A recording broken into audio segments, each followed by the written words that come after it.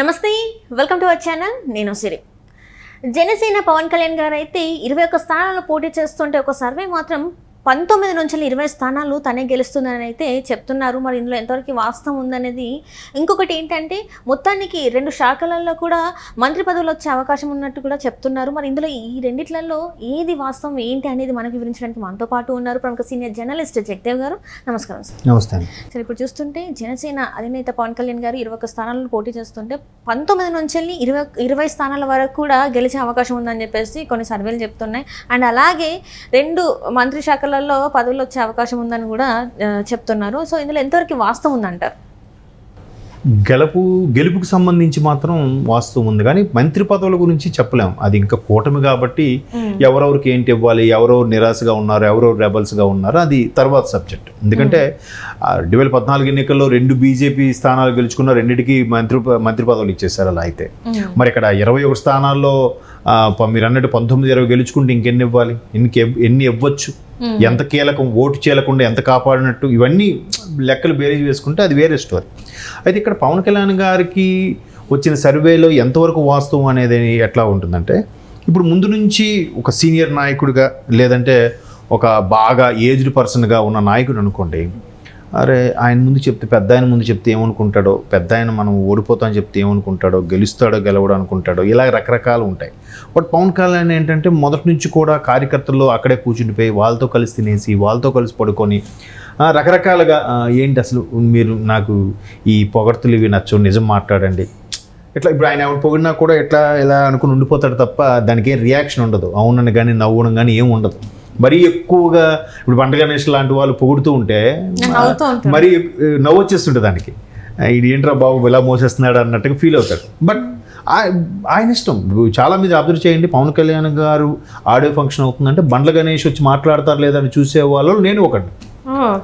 మీరు పవన్ కళ్యాణ్ గారికి ఉండే వ్యూస్ కన్నా బండ్ల గణేష్ గారికి ఉండే వ్యూస్కి ఎక్కువ ఉంటాయి పవన్ కళ్యాణ్ గారి ఆడియో ఫంక్షన్కి వచ్చేదట మీరు అబ్జర్వ్ చేస్తే. సో ఆయన టాలెంట్ అది.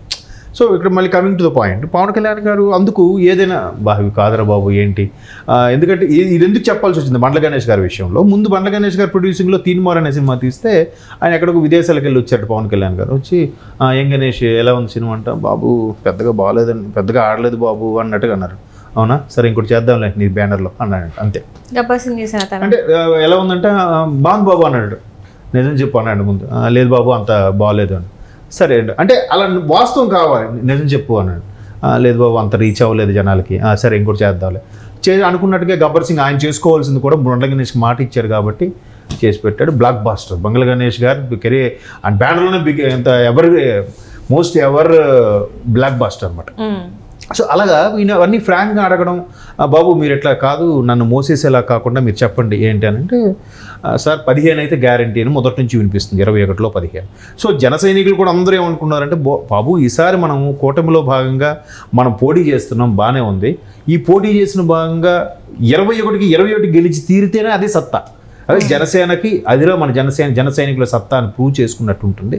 అలా కానప్పుడు 15 గ్యారంటీ గెలుచుకుంటే ఓకే, మనకి కూటమిలో భాగంగా మనం చేసిన త్యాగాలకు కానీ మనం వేరే కష్టానికి కానీ వాల్యూ ఉంది అనుకోవచ్చు అని మొదటి నుంచి అలాగే జన సైనికులకి అందరికీ నూరిపోయడం. వాళ్ళు కూడా ఒరిజినల్ సర్వే తీసుకుంటే, సార్ మీరు గెలుపు ఖాయం, కాకపోతే మెజార్టీలోనే తేడా పిఠాపురంలో, ఇకపోతే భీమవరం, తాడేపల్లిగూడెం, అనకాపల్లి ఇట్లాంటి కొన్ని స్థానాలు ఏవైతే ఉన్నాయో అవి కూడా డ్యామ్ షూర్.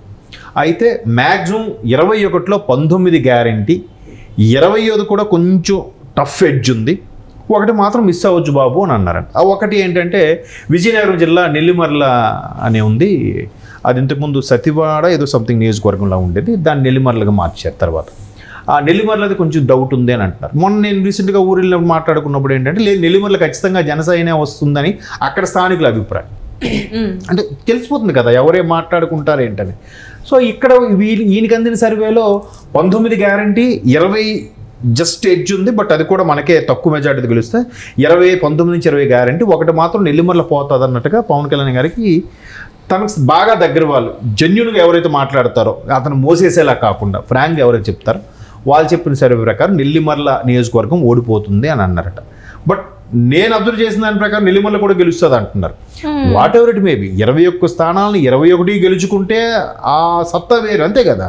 అటెంప్ట్ చేసింది 21 అయినా 21 గెలుచుకున్నామంటే అసలు స్ట్రైకింగ్ రేట్ 100% కదా, 100కి 100 కొట్టినట్టే కదా, అది స్ట్రైకింగ్ రేట్.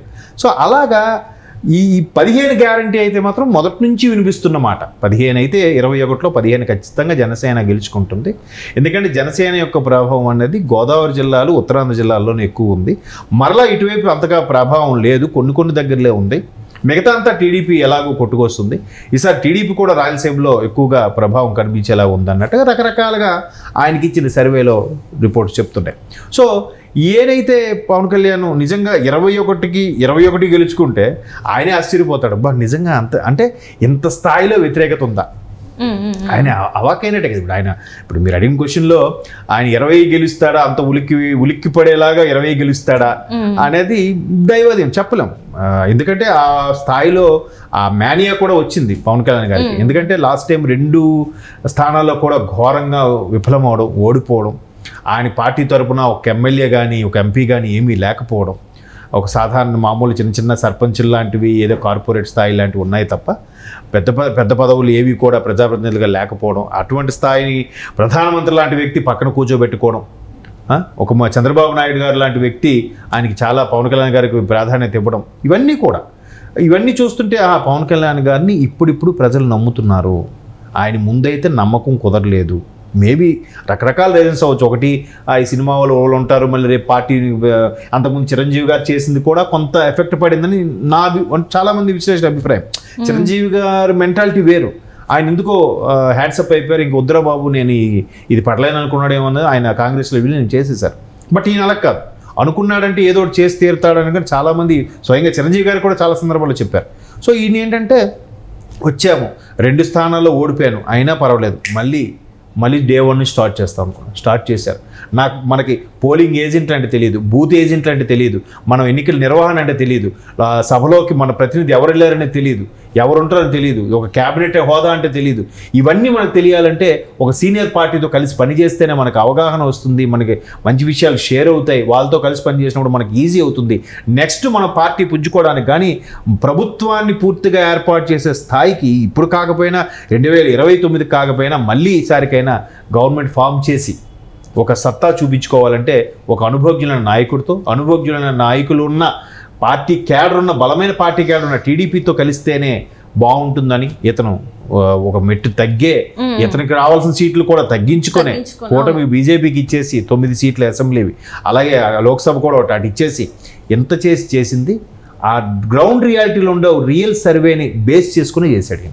అంటే ఫస్ట్లో మనం చూసినట్టయితే చాలా వ్యతిరేకత ఉండే కింద కార్యకర్తల్లోనే. ఎందుకు అసలు అటు టీడీపీ నుంచి చూసుకున్నా ఇటు జనసేన నుంచి చూసుకున్నా ఎందుకు మనం సింగిల్గా వెళ్ళొచ్చు కదా ఇదని. తర్వాత కొంతమంది నాయకులు పెద్దవాళ్ళు కూడా లెటర్లు రాసి ఆయన గెలవనప్పుడు ఒక్కడు మాట్లాడలేదు, ఇప్పుడు కూటమి మాకు ఎన్ని ఇస్తారు అంటే. ఇప్పుడు ఆయన గెలవడానికి కూడా ప్రధాన కారణం ఏ నాయకులు అయితే ప్రశ్నించారో ఆ నాయకులు వెనకున్న సామాజిక వర్గం కూడా ఇప్పుడు సపోర్ట్గా ఉండబోతుంది.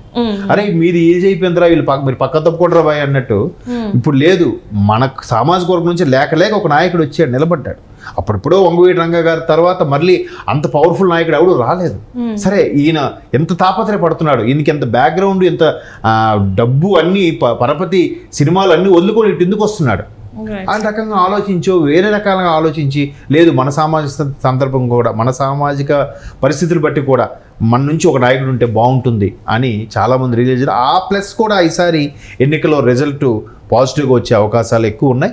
చూద్దాం, మేబీ 15 అయితే గ్యారంటీ అని అందరూ అంటున్నారు. ఆ పైన ఎన్ని ఉంటాయో ఎవరికి తెలియదు. అంటే ఆయనకు వచ్చిన సర్వేలో అలా చెప్పేదాని ప్రకారం చూద్దాం. మరి ఆయనకు వచ్చిన సర్వేలో ఎంతవరకు రీచ్ అవుతుందో ఇంకా ఆయన అదృష్టం ఎలా ఉందో చూడాలి. Right sir, thank you so much.